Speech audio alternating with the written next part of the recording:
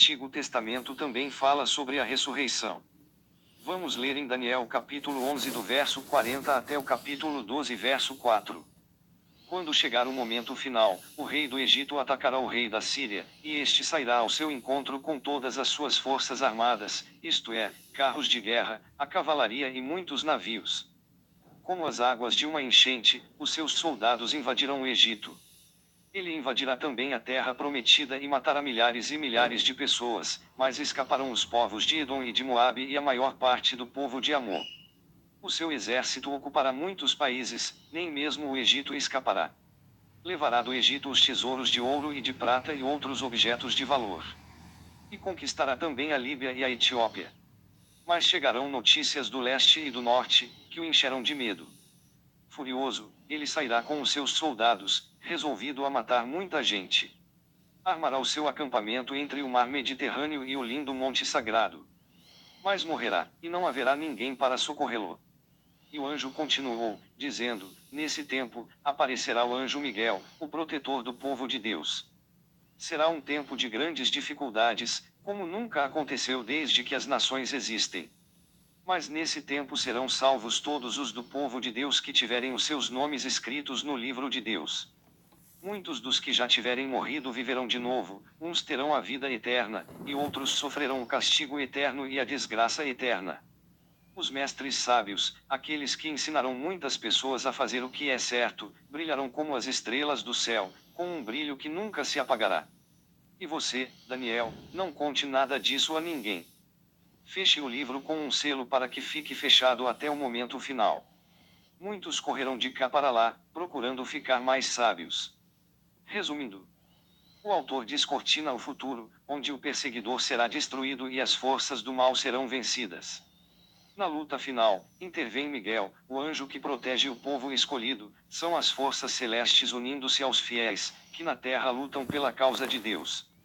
A grande angústia inaugura o tempo da salvação, também os mártires que resistirão até o fim participarão da vitória final através da ressurreição, enquanto os infiéis se perderão definitivamente. É um dos textos mais claros do Antigo Testamento sobre a ressurreição. Agora vamos ver no Novo Testamento o que é a ressurreição. Efésios 2, verso 1. Antigamente, por terem desobedecido a Deus e por terem cometido pecados, vocês estavam espiritualmente mortos. Colossenses 2, verso 12. Pois, quando vocês foram batizados, foram sepultados com Cristo, e no batismo também foram ressuscitados com Ele por meio da fé que vocês têm no grande poder de Deus, o mesmo Deus que ressuscitou Cristo. O verdadeiro batismo não é mergulhar a pessoa na água, o verdadeiro batismo é mergulhar na leitura da Bíblia e colocar em prática na nossa vida o Evangelho da graça de Cristo. Confira você mesmo na Bíblia. Vamos ver em 1 Pedro 3, verso 21. Aquela água representava o batismo, que agora salva vocês. Esse batismo não é lavar a sujeira do corpo, mas é o compromisso feito com Deus, o qual vem de uma consciência limpa. Essa salvação vem por meio da ressurreição de Jesus Cristo, vamos ver também em João 4, versos 1 e 2. Os fariseus ouviram dizer que Jesus estava ganhando mais discípulos e batizava mais pessoas do que João. De fato, não era Jesus quem batizava, e sim os seus discípulos. Agora vamos ver o que Jesus falou em João 15, verso 3. Vocês já estão limpos por meio dos ensinamentos que eu lhes tenho dado. Vamos ver o que a Bíblia fala em Colossenses capítulo 3 do verso 1 até o capítulo 4 verso 1. Se vocês foram ressuscitados com Cristo, procurem as coisas do alto, onde Cristo está sentado à direita de Deus. Pensem nas coisas do alto, e não nas coisas da terra. Vocês estão mortos, e a vida de vocês está escondida com Cristo em Deus. Quando Cristo se manifestar, Ele que é a nossa vida, então vocês também se manifestarão com Ele na glória. Façam morrer aquilo que em vocês pertence à terra: fornicação, impureza, paixão, desejos maus e a cobiça de possuir, que é uma idolatria. Isso é o que atrai a ira de Deus sobre os rebeldes. Outrora, também vocês eram assim, quando viviam entre eles. Agora, porém, abandonem tudo isso: ira, raiva, maldade, maledicência e palavras obscenas, que saem da boca de vocês. Não mintam uns aos outros. De fato, vocês foram despojados do homem velho e de suas ações, e se revestiram do homem novo que, através do conhecimento, vai se renovando à imagem do seu Criador. E aí já não há grego nem judeu, circunciso ou incircunciso, estrangeiro ou bárbaro, escravo ou livre, mas apenas Cristo, que é tudo em todos. Como escolhidos de Deus, santos e amados, vistam-se de sentimentos de compaixão, bondade, humildade, mansidão, paciência. Suportem-se uns aos outros e se perdoem mutuamente, sempre que tiverem queixa contra alguém. Cada um perdoe o outro, do mesmo modo que o Senhor perdoou vocês. E acima de tudo, vistam-se com o amor, que é o laço da perfeição. Que a paz de Cristo reine no coração de vocês. Para essa paz vocês foram chamados, como membros de um mesmo corpo. Sejam também agradecidos. Que a palavra de Cristo permaneça em vocês com toda a sua riqueza, de modo que possam instruir-se e aconselhar-se mutuamente com toda a sabedoria. Inspirados pela graça, cante a Deus, de todo o coração, salmos, hinos e cânticos espirituais. E tudo o que vocês fizerem através de palavras ou ações, o façam em nome do Senhor Jesus, dando graças a Deus Pai por meio dele. Mulheres, sejam submissas a seus maridos, pois assim convém a mulheres cristãs.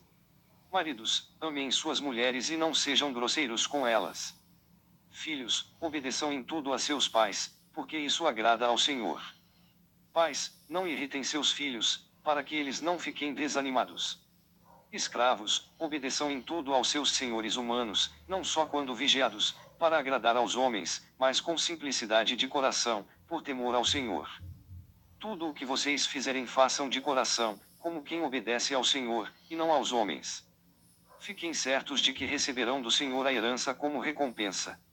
O Senhor, a quem vocês servem, é Cristo. Quem comete injustiça, receberá de volta a injustiça, pois não há distinção de pessoas. Senhores, tratem seus escravos com justiça e igualdade, sabendo que vocês também têm um Senhor no céu. Resumindo, Paulo não despreza as realidades terrestres. Procurar as coisas do alto significa descobrir a vida nova revelada em Jesus Cristo. O cristão já participa da vida que Jesus vive no mistério de Deus. Essa participação deve crescer e concretizar-se cada vez mais na história, quando Jesus estiver plenamente manifesto através do testemunho dos cristãos, então essa participação também se tornará completamente manifesta. Estes, conhecendo a vida de Cristo, são capazes de discernir e criticar tudo o que não conduz à plena realização humana.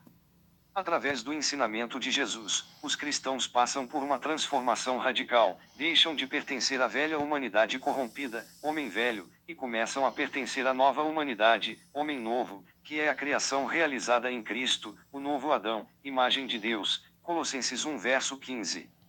Na comunidade cristã, semente da nova humanidade, não se admitem distinções de raça, religião, cultura ou classe social, todos são iguais e participam igualmente da vida de Cristo. A transformação é coisa prática, deixar as ações que visam egoisticamente aos próprios interesses, em troca de ações a serviço da reconciliação mútua e do bem comum. Paulo aplica às relações humanas o princípio anunciado no verso 17, fazer tudo em nome do Senhor Jesus. Note-se que ele prega uma única moral a todos: homem, mulher, crianças, adultos, senhores e escravos, todos devem ser leais e respeitosos com os outros. Embora Paulo não se afaste do modo de pensar da sua época, sua proposta é um passo para que se reconheça a igualdade de direitos entre os homens e para que aconteçam importantes transformações sociais. Aqui ficou muito bem claro que a ressurreição é deixar de viver uma vida errada, e passar a uma vida justa, viver na honestidade tendo um bom caráter. A Bíblia não fala em segunda ressurreição. Ela fala na segunda morte, que é a morte do corpo.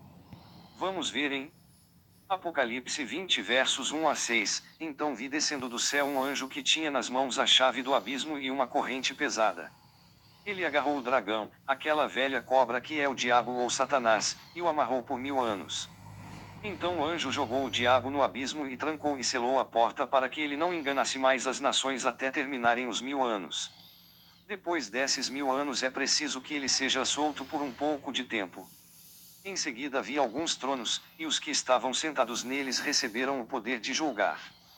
Vi também as almas das pessoas que tinham sido degoladas porque haviam anunciado a mensagem de Deus e a verdade que Jesus revelou. Elas não tinham adorado o monstro nem a sua imagem, nem tinham recebido o seu sinal na testa ou na mão. Essas pessoas tornaram a viver e reinaram com Cristo durante os 1000 anos. Os outros mortos não tornaram a viver até que os 1000 anos terminaram. Esta é a primeira ressurreição. Felizes e abençoadas as pessoas que forem incluídas nessa primeira ressurreição, pois a segunda morte não tem poder sobre elas. Serão sacerdotes de Deus e de Cristo e reinarão com ele durante os 1000 anos. Resumindo, João apresenta agora a dinâmica do fim dos tempos, com a morte e ressurreição de Jesus. O fim da história já começou, e se vai processando ao longo da história, até chegar à consumação final, quando a aliança entre Deus e os homens se tornar plenamente manifesta. Pela morte e ressurreição, Jesus conquistou a vitória sobre o mal, dragão, que já não tem plena liberdade para agir. 1000 anos é o tempo que vai da morte de Jesus até a consumação final, equivale a 3 anos e meio, ou 42 meses, ou 1260 dias. A ação do dragão é passageira e fraca. Pouco tempo.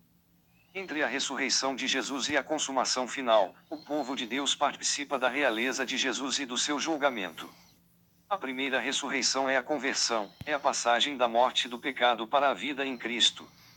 Para os convertidos não acontece a morte definitiva, segunda morte.